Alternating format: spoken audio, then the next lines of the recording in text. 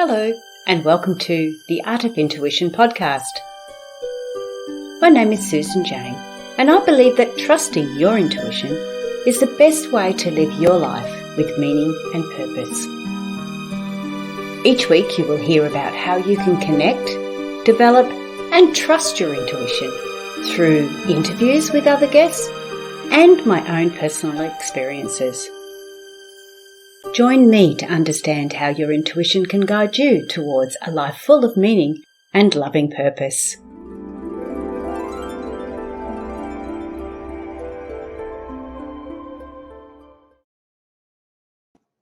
Hello and welcome to the Art of Intuition podcast. I'm Susan Jane, your host for the podcast. And please excuse my very, very blank background if you're on the video, because we're just getting the place painted. So everything's had to come off the wall. Anyway, that's nothing. What we've got today, which I'm really, really excited about, is we've got a guest. And her name is Corbie Mitleid. It's German. She's going to explain her name. I know you know me. I have trouble with names all the time. But this lady is amazing. I'm not going to say too much. You're really going to enjoy this interview. Now, what we're going to be talking about is like feeling like the odd one out. Now, why I've brought this one up is this is part of Corbie's life. She's felt like the odd one out, or she's felt different from the rest of her family.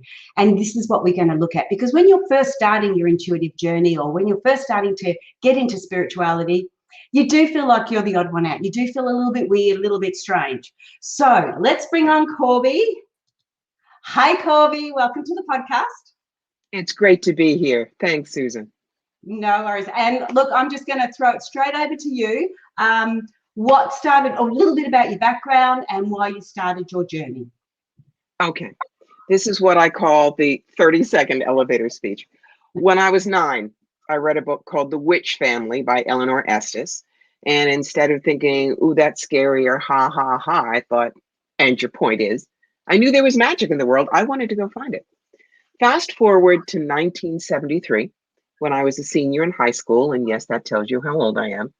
I was working at a store here in the States called Spencer Gifts, part-time. That was the year that Live and Let Die came out, with Jane Seymour as Solitaire, the tarot reader. So they had the James Bond 007 tarot deck, and I bought it. We were all hippies then. We had our elephant bell bottoms and our fringe jackets and our decks. Now, 5 years later, everyone else had moved on to roller skates and disco balls. I was still with the deck. I loved the stories that they were telling. So for 20 years, I read for friends. I worked at keeping my ego on the shelf and being a clear channel for the information that they needed to know. Just practice and practice and practice. All of a sudden in 1994, I could do hands-on healing and talk to dead people with no training. That's when I went, okay, and I hung out my shingle at least part-time. I've had a very checkered other career: actress, author, inspirational speaker, video producer, writer for a graphic novel series called ElfQuest, executive recruiter. But I always did the psychic work on the side until 9/11. As we watched the towers burn, I looked at my husband and I said, I need to do this work full time. People need to know there are other answers out there. He said, I believe in you, go do it. So for a year, I worked 70 hours a week as an executive recruiter, did the psychic work evenings and weekends. After a year, I knew I could make a living at it, closed the door on corporate, and it's been 20 years. I haven't looked back. I work 6 days a week, 14 hours a day. I read about 1,000 people a year. And I get to get up every morning. I don't have to get up every morning. That's the key. Wow. Okay, so that's actually your job. You're actually working as a reader full time. Yes, I am a full-time professional psychic medium, certified tarot master, past life specialist. Yes. Wow. Oh, now you didn't have that in your bio. I'm a general practitioner. It's just all there, but we can talk about any part of it you want. Wow. Well, like this interview, I wanted it to be about how we first start our journey. So you're talking about you're using the tarot cards. That was your first journey of That was pretty much all that was there, that or witchcraft, yes, which I dabbled in New York City a little bit in my 20s. Zipporah Katz, who started Blue Star Coven, that was part of it, but it was all trying to learn things. The most important thing was I had to be who I was, which was so not my family. My father and my brother are doctors. My mother was a nurse. I could have tap danced on the dining room table and recited Shakespeare, and nothing. They would have been discussing medicine, my brother's medical school stuff, and it was I was the alien. I really was.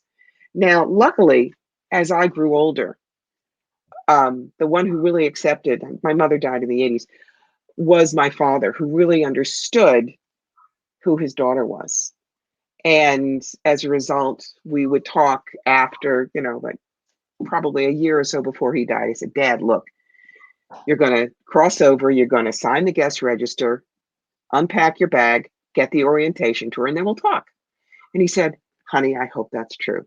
Well, 3 weeks after he dies, he shows up in my living room. And after crying hysterically for 30 seconds because I was so glad to see him, I looked at him and I yelled, I told you. And there was this wave of laughter. So I finally got it. Oh, that's gold. So when you were first started off, you started off using the tarot, and you knew that there was something else there. Like you said to me, you said before, you knew that there was magic there. You knew that there was something going on. What drew you? I mean, I suppose I shouldn't ask what drew you to tarot, because I know in those days that's what you had. Pretty much. And I'm very, very visually wired, if you will. And so when I look at a tarot card, I look at depth and nuance. The deck I use now is by Eric Dunn, a friend of mine from York, Pennsylvania. It's called the Tarot Illuminati. It is the top selling deck in the world, and I think has been since, it came out in 2013. And the key is, when you really understand the cards, you don't worry about what it says in the books. Yeah, kids, you're going to start out with it that way. Yes, you are. But you want to learn to look at the analogy. Okay, let's take a card. Right now, I'm looking at the temperance card. Yeah, I think we are working on focus. There we are. Now, the temperance card has an angel, and she is pouring water from cup to cup, but not spilling it. There's 1 foot in the water and 1 foot on land. What's the allegory? Water in tarot always means emotion. Yes. So when you can pour water from cup to cup without spilling any, that is emotional mastery. You maintain your emotional mastery by keeping 1 foot in reality where you are. That's the foot on land. And 1 foot in where you want to go. That's the foot in the moving stream. When you can explain things like that to your clients, they'll understand it. 5 of Cups. It's very much about disappointment. What I tell my people is, look, you can't pick up the spilled cups, squeeze out the mud from the wine and drink it. You have to turn your back and look for what's full. And there are 2 full cups behind you. That they will understand. People also work with pictures. Why do we have picture books for kids? Because they'll understand the pictures almost before they understand the words. Now, as you get better at what you do, there will be underlying messages. For instance, this is the 9 of Cups. Everybody knows that's the wishes fulfilled card. But I have learned there is a secondary meaning. Be careful what you wish for, because you're gonna get it. Meaning, really think about what you're asking for. Absolutely. So that's why, guys, just because you get your deck and the little snooty book that comes with it, that's the beginning of the journey. Yeah. So enjoy it. Love the cards. They want to work with you. And the more you really look at the nuance, the better your messages are going to be.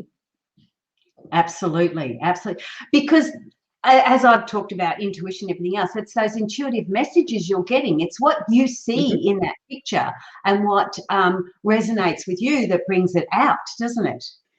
That's right. Now, what I'm going to tell people is eventually you are going to get messages that may make no sense whatsoever. And I'm going to tell you, trust them anyway.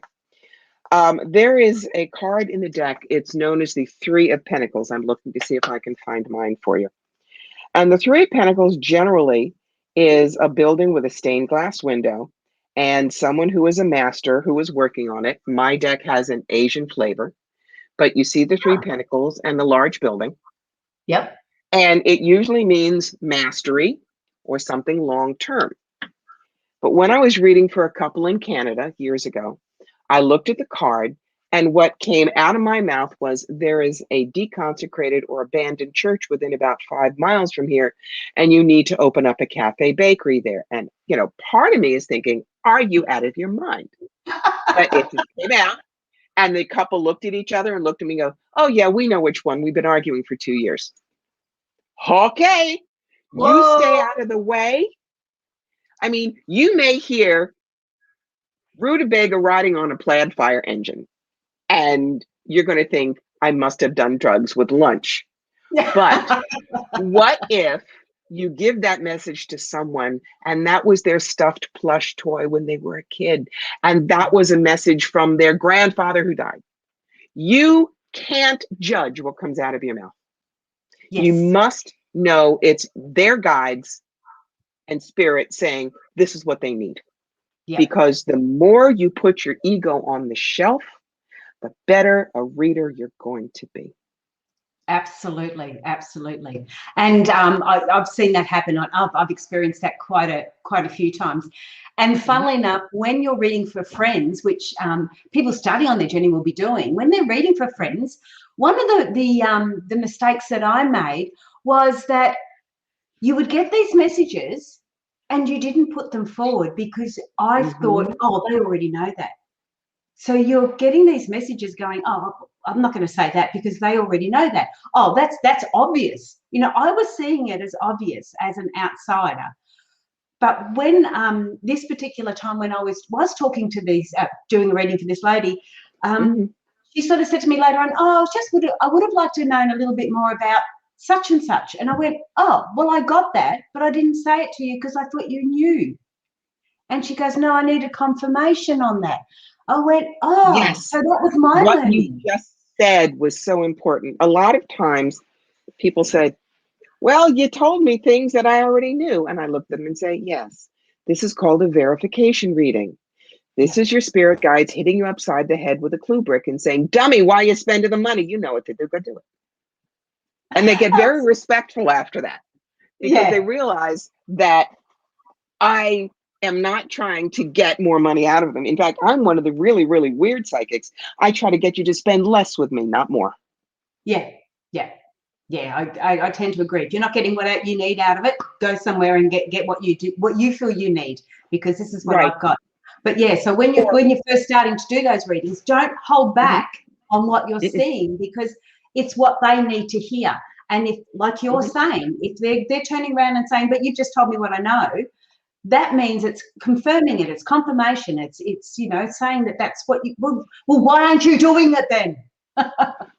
When you're starting out, you may want to give them a couple of things that it's just part of your spiel. For instance, I'll always say, have you had a reading before? If they say no, I'll say, okay, let me give you the rookie rules. Number one, if you don't understand what I'm telling you, you stop me right there. Corbie, back it up and do it again.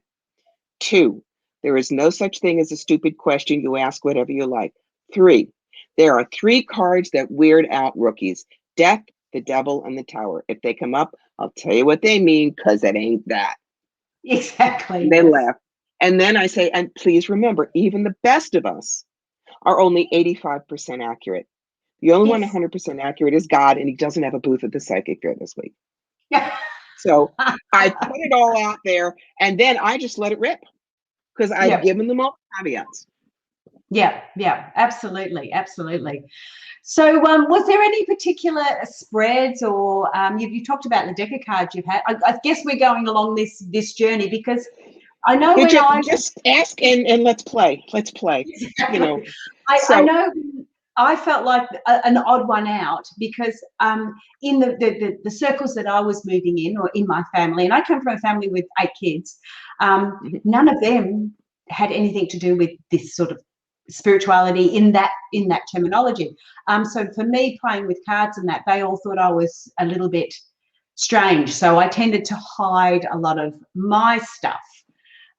So yeah, what is it? What's one of the types of say a basic spread that you know that may help them start to trust themselves, trust their messages? well, number one, everybody knows the Celtic 10 card spread, but a lot of people start using 3 cards. And I'm going to tell you that it's okay to just use 3 cards, but you don't have to do it just past, present, and future. Think about what people are asking. If someone says, I don't know what to do about my job, one card could be they stay, one card could be they look for another job where someone else is the boss, and the third card could be they open their own place as an entrepreneur. If someone is saying, I want to buy a house, but I'm not sure about the money, one card is the minimum they should expect to pay, one card is the maximum they should expect to pay, and one card is where they can negotiate it down to if they work on it.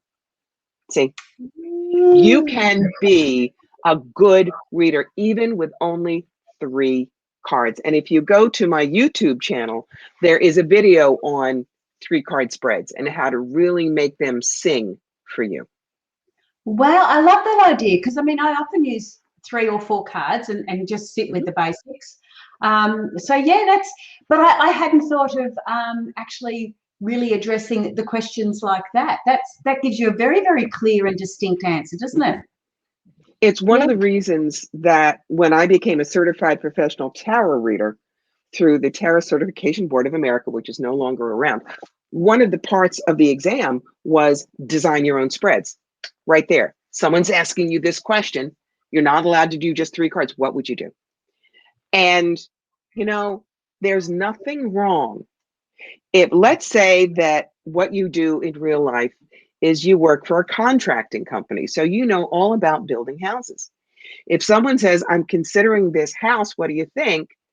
Fine, you don't just pull 3 cards, you pull a card for the basement, the ground floor, the first floor, the roof, the neighborhood. You know what it takes to live in this. So you do that. Remember, I said I was an executive recruiter. So when someone wants to be an entrepreneur, I don't just pull 3 cards and say, wait until October and fire the redhead. It's a card for them, a card for the area around the business, the brick and mortar location, how to market it, clients, competition, staff, finances, what you need to know, and best possible outcome. Now, when you're a professional reader, this is so valuable because you are teaching your clients not to ask yes, no questions. Why is that important? Number one, a yes, no, if you say no, it gives them no place to go. And a no answer, if they've got a Swami Swalanda or a Madam Hoo-Ha, is my business going to be successful? Oh no, I'm sorry, you have a block. How many in your family? 4? You have dog? We can fix block. And they just start, grabbing you for the money. Oh, So God. always give them, your client, the ability to do things. Yeah, the ability to oh, bless you. The ability to hang on, I'll take you up so you can sneeze in peace. So we've got to give the That's people. all right. I muted my mic for you. So I mean, at least it was like that. So we're fine. We're fine. See, this is totally unrehearsed, guys. It really is. It was a very quiet sneeze. I didn't realize you muted. That's because I muted it. Okay. Anyway, back to the serious stuff. Where were we? Okay, so we've looked at your way of in starting off on your spiritual journey was to use tarot cards. And I must admit, I started that way too because it was something that was accessible. It was easy to do. I used to read for family and friends, or friends more so than family. The family were not quite as open to it. So I used to read for friends. But again, it was I always second guessed myself. How can we stop that second guessing? How can we stop thinking, Practice. is it just my imagination or is it? Yep. And keep notes. Keep notes. All right. When I read as many people as I remember, 1,000 people, I don't remember everybody's stories, but really, really good things that are the gold star on the forehead from Spirit, I wrote those down. The other thing to remember is Spirit looks at what's in your toolbox. You don't have to know everything about every spiritual tool. For instance, a lot of people use a pendulum, this thing with a string, and it says yes is no. I don't do that. Why? Because I have a slight benign tremor in my right hand. I couldn't trust what I got, so I don't use that. On the other hand, I was a theater major, so I understand characters. I'm a writer and an author, so I know how to put a story together. And I love history. I'm a history freak. So I know lots of detail about lots of historical periods. Spirit looked at that and said, you are going to be a past life specialist. Why? Because I've got the right tools. Two people, we're both good at getting past lives. This person who doesn't have my background might say, okay, it's a female life and you're in a long skirt and a big hat and you're in front of a big gate, so I know it's old fashioned. I could see the exact same thing and go, okay, female, hobble skirt, picture hat, that kind of ostrich feather, and you're standing in front of the Brandenburg Gate. This is Berlin in 1911. Which one's going to give you better information?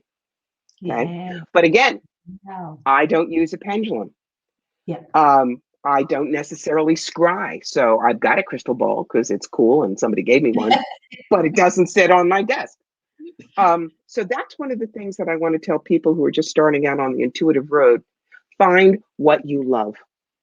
Explore everything you want. But if you're not good with one thing, it doesn't mean you're not going to be good with anything. Yeah. Please give and it doesn't mean it doesn't work either. No, it doesn't. Yeah. It's just not suited to you. Yeah. Yeah. That's right. And it's, the same thing with mediumship. If I can't get your dead Aunt Mabel, it doesn't mean she doesn't love you. And it doesn't mean that I'm not a good medium. It just means she's not by the phone right now. Somebody else might be able to get her for you 2 weeks down the line. That's fine. Maybe the connection was just disconnected. But look, from here, I want to talk about your books, because I believe I did a lot of my learnings and got a lot of this information through books. And I did that through books because we didn't have the internet then. So we didn't have anything to Google. We didn't have anything to look up. We didn't have YouTubes. So in those days, I would get 10 books from the library and take it the information that I needed to get my self-help and my learnings and understand emotional mastery, all of that type of thing. So in your bio that you've sent me, you talk about self-help books and things to do with self-help books. So I would love to know, I'm going to put your books in on the little ticker tape at the bottom for the video, and people can have a look at your books there or on Amazon. But I would love to get the background about the self-help books and how we can actually use them to work for us. Okay. The reason that I started with Clean Out Your Life Closet was in 2016, I put out a survey to my clients. What are the things that you really have trouble with? And the 4 top things were clarity, simplicity, adaptability, and stress. So I said, great. I have a book that has 4 things in it. Each of those subjects has 4 chapters. But what I tell you is, look, you know your life. I don't. This is a book that has ideas for you. But at the end of each chapter, you notice that I have what I call the adventure pages, which is where you take what I've written and you make it fit your own life. Let's take an example. For the chapter that is Finding happiness with what you have right now. How good are you at finding happiness in the moment? If you aren't good, what do you think stops you? Which happiness ingredient you just read about is your favorite? Why? Think of 3 situations in your life that aren't looking terrific right now. How can you find some happiness in the journey? Now, you're not going to be able to go to, 72, page 72 and say, Corbie said this. You have got to look within your own life. That's one of the things that when you see how much you've already done, how much you've grown and changed on your own, you'll start trusting who you are. And when you trust who you are, your intuition gets sharper and you trust what you get for your clients. So that's one of the reasons that even with intuitives, a self-help book is good as long as it doesn't say, do everything I tell you and it all gets better. I've seen self-help books and a woman buys them and she says, she's nuts. I can't eat food with leptin and I have to do yoga at 3 a.m. I live in Milwaukee. I have preschool kids and a job. Is she nuts? Yeah. My book will work no matter where you are in your journey because you're the one that fits it there. So that was the first book I wrote. The second one. Hang on a minute, Corbie, because yes. for the podcast, it was Clean Out Your Life Closet. Nice closet. And you can, and you can get that at www.cleanoutyourlifecloset.com or at Amazon. Sorry. Well, actually, that's all right. Cleanoutyourlifecloset.com is a big page that tells you about it, and it sends you to Amazon. All these books are available on Amazon. They're all on Kindle. Yes, they're paperback. But remember, if you're out of the States, it's going to cost you an arm and a leg. Clean Out Your Life Closet is actually also an audiobook that I did. I would love to do the other 2, but it costs like $6,000 to $10,000 and don't quite have that in the bank right now. So someday. Okay. What was your next book? The next one is called The Psychic Yellow Brick Road, How to Find the Real Wizards and Avoid the Flying Monkeys. And this was written as a response. Remember, I told you about the fake gypsy, the Madame Hoo-Ha. This was at a show in Canada, 250 booths, huge. And we did see a woman walk by a booth, and the fake gypsy runs out, grabs her by the arm. In psychic show parlance, that's called hooking, and it's as bad as the other kind of hooking. And she says, you no need to pay $30, $40, $50. I do just pump for 10, come. The woman goes in, she has a little screen that hides her booth. 20 minutes later, we see the woman leaving, crying hysterically, and a bunch of us run over and say, are you all right? What happened? This fake gypsy said, you have a family curse. How many in your family? 4. You have dog? $50 every family member, 25 for a dog. He's small. We fix. And told the woman that if she didn't burn 400 specially blessed candles at the Roman Catholic Church, I bless real good. Only $1 candle. Her entire family was going to die in a car accident in 2 weeks, and she bought it.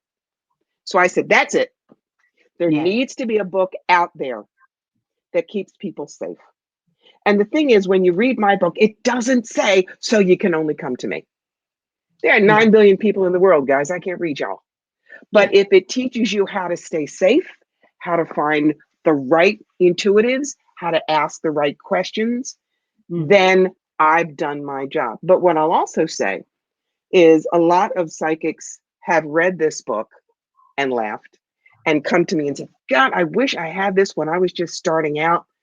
My life would have been so much easier. I would have known what to expect. And again, I'm going to read you from the chapter that is called When Not to Have a Reading. There's actually a chapter in there for that. And it's the kind of stuff that we intuitives, it drives us nuts. It's the client that wants what they want and they're going to beat you up until they get it. Does Bruce think about me? No. Has he ever thought about me? Not the way you want. If I do such and such, will he think about me? No. Well, is he going to call soon? No, he's not. If he's not going to call soon, he's going to call later. And no, they keep beating on you until finally the psychic goes, yes, yes. He loves you when he wants 7 babies with you, but he just doesn't know it yet. Oh, good. I thought so. Don't do that. Don't do that. 7 babies more. And so it is a funny book, but there's so much truth in it. Yes, there's a final chapter of, you start with ground centering and chill, but this is mostly what to expect out there and how, if you don't want to be a reader, but you just want to have intuitive counseling, to stay safe. Okay. The third book, hang on. The second book, is called, I'll just repeat it again. The Psychic Yellow Brick Road. Yes, The Psychic Yellow Brick Road. I actually really love that. I love the context of it. Idea. Great. Yes. Okay. Book number 3. Tell me about that one. All right. Book number 3. I used to be on the road 45 weekends a year, put about 50,000 miles a year on the car. My nickname was the Travel Channel. But in the summer of 2019, back injury. Got better, but the doctor said, darling, you're toast. You are not going to be driving 10 hours one way to a show. You're not going to be able to load in and load out anymore. You're off the road. That was November of 2019. And it took me about 4 months to move my entire business online. But what happened in March of 2020?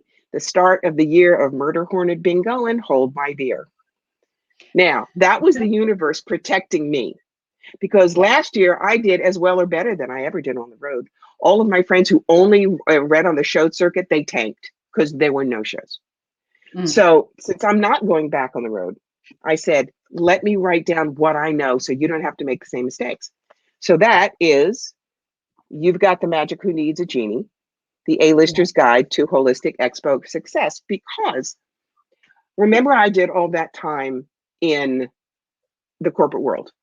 So I can, as I say, straddle the twin mountains of business acumen and WikiWoo. So I give you absolutely everything that I know, from the basics to the intangibles and everything else in between. And yes, there will be a 4th book.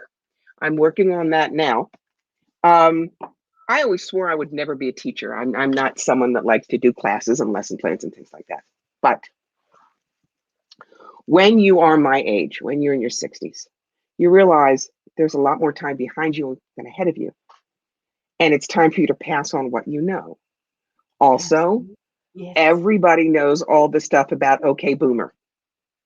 People in my generation are deeply resented because they're not going off the stage and they're trying to still grab everything and they're not working on the future. I'm different because I'm an elder. What's an elder? When you declare yourself an elder, when you own that mantle, you realize your time on the stage is ending. You start moving off. You find people who want your information, who need what you have to give them, if they ask respectfully. But sometimes you see those bright incandescent lights and they become an apprentice. And there's a 14-year-old student around here. Her name is Ula. And I'm very close friends with her family. They're my heart family. And Ula is shockingly good at 14. When she's in her 20s, she will be a better reader than I am. So it's an elder and an apprentice relationship. And we looked and we realized, Teen Psychic, Teen Witch, all these books are written from the idea of the adult. Ula and I are going to write this book together, specifically for teenagers who want to step into this kind of work, but need careful guidance. So that'll be out maybe 2023. We have yet to write it, but we're working on it. Oh, that sounds amazing. Really good. And it's true. We at our age, we can look at it and we can give you all that information that we've learnt and we've got the understanding. But to go back now to teenagers, especially in this environment that they're in now, it's so completely different to us as teenagers and what we had and what we could get. So we never were fearful that the world would end. Yes. They have good reason to be. Yeah. But the other thing was, I thought having all this information, having access to all this information, they had a lot more. Like, why do they need books when they've got all this information? And it wasn't until my daughter turned around and said, but Mum, you don't realise that we don't know the good information from the bad information. We don't know the cons from the pros. She said, until you start to get to know people and to get to an understanding of it, they may be throwing information at you but until they feel comfortable with you, they're not going to necessarily follow that guidance. And that sort of made me go, well, and just what you were saying, creating something like a legacy. So when you do move on, there's something else there coming forward. So they always said, even in the corporate world, you're standing on the shoulders of giants. And that's what I feel like we, as in you and I, and this type of age group, and that we're creating that base for the next ones to stand on. We're creating the shoulders. That's right. And now, very important. I will always be a mentor, but I will never be a guru. Now, what's the difference? A mentor pushes you a little further than you think you can go, kicks you out of the nest a little before you think you're ready, and sits in the audience and applauds you when you get an award for being better than they are at what they did. What's an example? Meryl Streep thanking her Yale drama professors when she got an Oscar. The professors were mentors. Gurus are the ones that say, I have all the information, buy my books, go on a cruise with me, blah, blah, blah, blah, blah. And it's always, you can't do what I do. That, frankly, that's the problem I have with people like Esther Hicks and Abraham. There's an article I wrote on my website called Salute the Hat, Not the Hat Rack. The information is the hat, the person is the hat rack. The information from Abraham is great, but do not assume that if it doesn't come from Esther Hicks, it can't be any good. You can also bring the information down to you. Absolutely. There's no difference. Everyone can do it. And like you said at the very beginning, it is what resonates best with you. And I think in a lot of my learnings and my travels, I'm a bit of a theory tester. I like to test the theories. I like to go, does that suit me? Does that not? And I've done that, and I've learned so much and experienced so much. And it's like, well, okay, I can do that, but do I want to keep going that way? And it's like, no, I'm going to try something else now. Yes, and if a teacher says, oh, but you should only learn from one teacher, leave, kids. Oh, get away from that. Absolutely. Yep. That person wants their etheric hooks into you. Yeah, absolutely. You need to be, and I guess that was the beauty of me with the books as well, because I could get my learnings from all the different books, take out what I wanted and what resonated with me, and let go of the rest. Exactly right. Yeah. So it suited where I want to go. All right. Well, that's been excellent. Have you got one more last little bit of tidbit information, a little bit of an idea that we can finish up on? Other than my hot flash, yes. One of the things that I do is I still recommend books to people. I really do. And they say, what did you do? And I'm going to tell you, the book that started me on everything else but the tarot is a book called Opening to Channel. And it's by Sanaya Roman, Sanaya Roman, and Duane Packer, Duane Packer. And it's how to connect with your guides. It's how I learned. So if you want to do channeling work, if you want to really get into the deeper intuitives, start there. They'll keep you safe. They'll give you methodologies, and then move forward. Have fun. Remember, nobody died and made you God. You are not needing to be absolutely perfect. This is like anything else. We all have 10 fingers. Everybody can play chopsticks. Some of us really love the idea, so we learn to read music and we practice and we get good. 1 in 10 million is Elton John. I'm not saying you have to be Elton John. I'm not saying I'm Elton John. But I've learned over the years what it takes to be a good intuitive. And I'm comfortable with what I do, and my clients are happy. What else do you need? Absolutely. And being comfortable with what you do is probably one of the biggest things. When you do it, when you're doing your practicing, when you're doing your starting off and that, be comfortable with it. It doesn't have to be right or wrong. It's just do it. Just start to do it and start to get that momentum happening. Yes, exactly right. Oh, thank you so much, Corbie. We're running out of time now, so I have to close it up. I have put down that where we can contact you. So you have got our website, which is Corbie Mitleid. It's Mitleid. Yes. So yeah. It's the last name is German. It means compassion. It reminds me why I do the work. Yes, yes. Cool. So you can connect with Corbie there. On your website, do you have bookings or something to do readings? Tons and tons and tons, tons and Okay, tons. cool. Cool. And the other thing that I will tell people is once a month on Fire Through Spirit, that's my Facebook page, I do an hour's worth of free fast readings. So if you want to see what it's like to really do fast readings, 1, 2, 3 cards, come and join us, and you'll see how it's done when you're so used to it, you're really fast. Yeah, perfect. Okay, thank you so much for coming on board. Grab any of Corbie's books on Amazon. They're all there for you. And I'm going to say goodbye for now. Stay on the line. I'll have a quick chat with you before you go. And I will do all the goodbyes. So thank you, Corbie. That was wonderful. I had a blast. Thank you for asking. Thank you. Okay, guys, that was brilliant. Now, if you want to connect with Corbie, you've got her website address there, so do so and book a reading. Tell me how you go. It'd be lovely. I'm going to book one. Yeah, oh yeah. Love doing that. Love getting different readings from different people and getting different ideas. It keeps our mind open, so we're not closing off to different things. But for now, that's me to say goodbye. Subscribe to the channel if you like. Join me on Intuitive Personal Development Facebook group, and we can go from there. But that's it for this week. I will see you next week, and I am saying bye for now. Bye.